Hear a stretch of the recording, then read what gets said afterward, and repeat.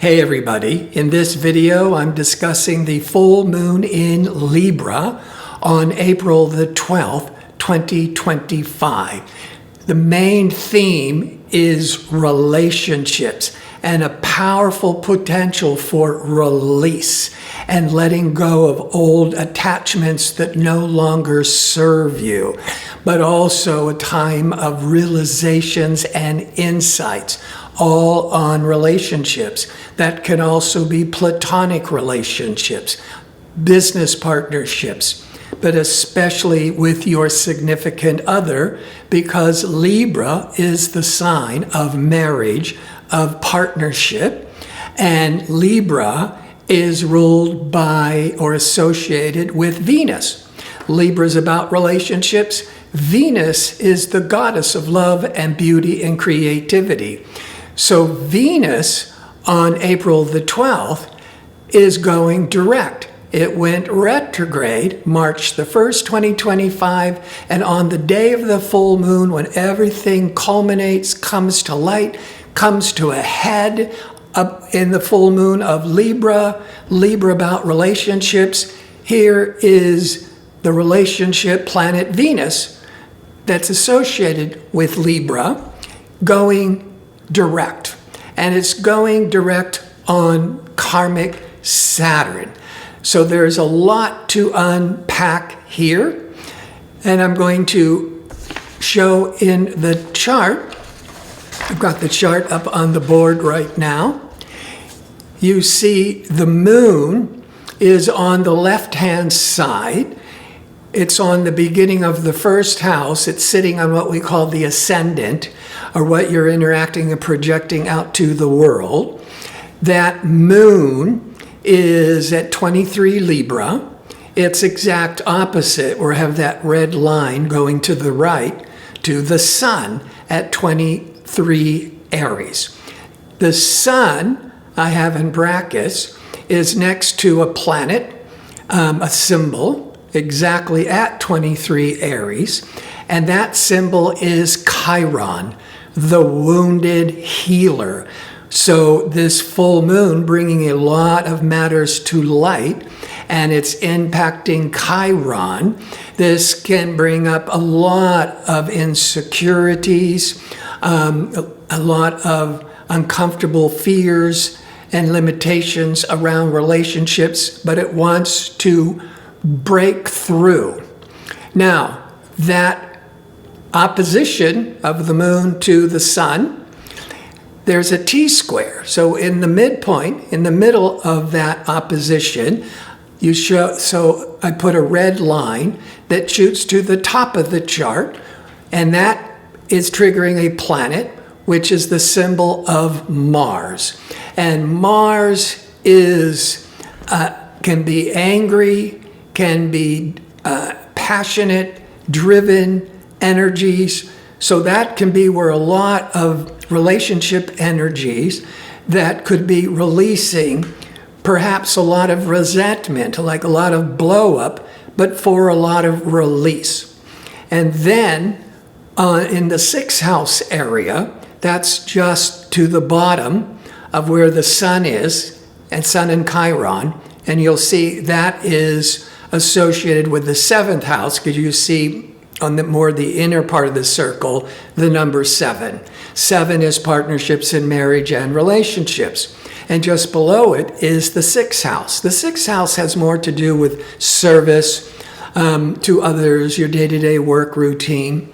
But I want to look at how there's this major lineup of planets in the sixth house, all in Pisces. This is called a stellium. There's a great deal of emphasis on Venus, the ruling planet for Libra. It's 24 Pisces. It is going direct on the 12th. So when a planet goes direct, it has tremendous intensity. It's right next to Saturn, karmic Saturn, fated Saturn, which is also really intensified with it being next to the North Node. It may feel very fated. So Venus, Saturn, the North Node, it's also next to Mercury, decision-making Mercury. So there's a major emphasis on clearing up a lot of old relationship karma. And the Venus and the Saturn are trining Mars, because they're all, the Venus, Saturn, North Node, Mercury, they're all in Pisces, a water sign, all in harmony with Mars at 27 Cancer, 55 minutes. So it's almost 28 degrees of Cancer, trining or in harmony with all those Pisces planets. So this is a positive outlet. And the Sun, Saturn, the Venus, Saturn in Pisces is sextiling Uranus at 25 Taurus. Taurus is the emancipator, the awakener, the shocker, but it's sextile, positive opportunities for a lot of release. And the Venus, Saturn, Rahu, North Node to the Mars, this is positive release of all this passion or resentment or anger. So this is this full moon. It's going to be impacting the world a couple of days around the 12th, but you might be feeling it if it's really impacting your chart until the next lunation, which will be the next new moon 2 weeks later. And the signs that are going to be most impacted are almost every sign, because the moon's in Libra, so Libra planets, Libra sun, Libra rising sign, Aries, because the full moon, the moon's in Libra opposite Aries, forming the T-square to Mars in Cancer. So Cancer are going to be really impacted with a lot of this anxious, impatient energy. Opposite Mars is Capricorn. So Capricorns are going to be very much impacted. But the Venus, Saturn, North Node, Mercury, that major emphasis is all in Pisces. So Pisces are going to be very much impacted, and opposite Pisces is Virgo. So there's a lot of people, and you could even say that the Pisces energies is also squaring Gemini and squaring Sagittarius. So just about every sign is going to be impacted with this full moon. It's a great opportunity to reevaluate relationships and to let go with a deep emotional release, and bringing a great deal of realizations. Chiron conjuncting the Aries sun, but Chiron, often referred to as the wounded healer, represents the deep, sometimes hidden wounds that we carry with us, but also the potential for healing and growth. When Chiron is conjunct the Aries sun, we are looking at wounds tied to Aries, our identity, our self-worth, our sense of individuality. With this, the full moon, everything's bubbling up.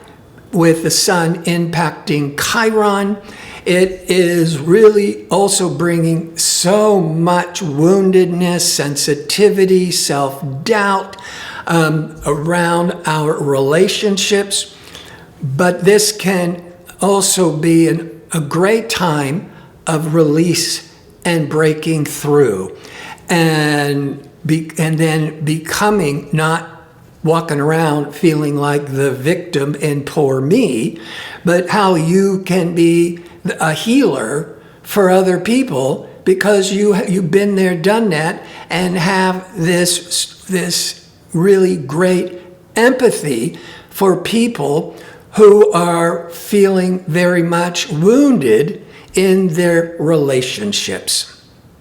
Now, all those Pisces planets, Venus relationships, Saturn, kind of take charge, be realistic. The North Node brings an element of compulsiveness and intensity. Mercury, it's all you're thinking about and discussing and learning from. But they're all trine or in harmony with that Mars, the apex of the T-square, that could be bringing a lot of resentment and tensions to the surface. But the trine, that's all those Pisces watery planets, excellent to the Mars in Cancer, which they're all water signs. This trine provides an emotional yet disciplined way to take action. It offers a chance to heal all wounds in relationships or personal desires, while Mars in Cancer tends to act indirectly or protectively.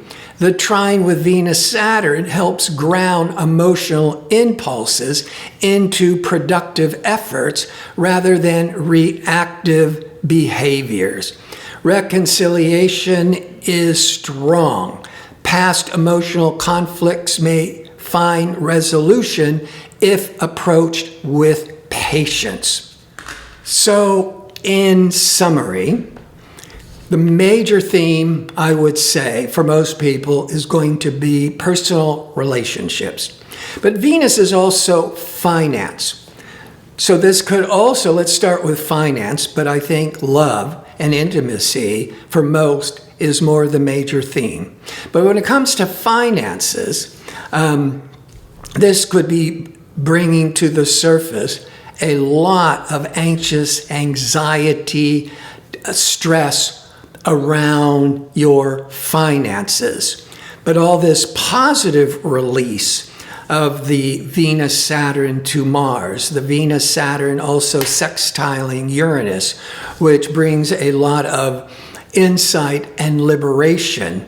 So financially, there might be being triggered around the 12th, especially that next several days. You could be unpacking it up to 2 weeks, which is the next lunation or the next new moon. But so much fear, anxiousness, resentment about finances could be coming up, compelling many of you to relook at your approach, take a different plan of action, and actually start down a new path to release any of these financial blocks. So it could get really scary, but forcing you to look at your financial situation in a different perspective, get some insights and make some breakthroughs, like maybe quitting your job or to start a new job that's a better fit, or starting your own business. Now, but when it comes to love and relationships, because this full moon is in Libra. Libra is about relationships and harmony, and Libra is ruled by Venus, and the love planet Venus is aligned with Saturn to either bring the realization, to bring closure and let it go, or to start focusing on healing and really working on the relationship. So it's about letting go of any toxic relationship or relationship that's outlived its purpose, no longer works for you. So instead of angsting all the time about it, being angry or depressed about it all the time, if it's not working, that Saturn, even the North Node, is awakening all this realization, and then let it go. Let all that stress go. But there's such a great opportunity, I would say, for the majority of people, and everybody's horoscope is individual, but I would say in general, this is a great opportunity to break through whatever kinds of blocks and fears and resentments in relationship and have a deep emotional release and the beginning of resolution and healing. I want to thank you for watching. If you like information on how to book an astrology reading or to check out my 2-question offer, visit my website at gardino.co. That's .co. Until next time, be safe and well.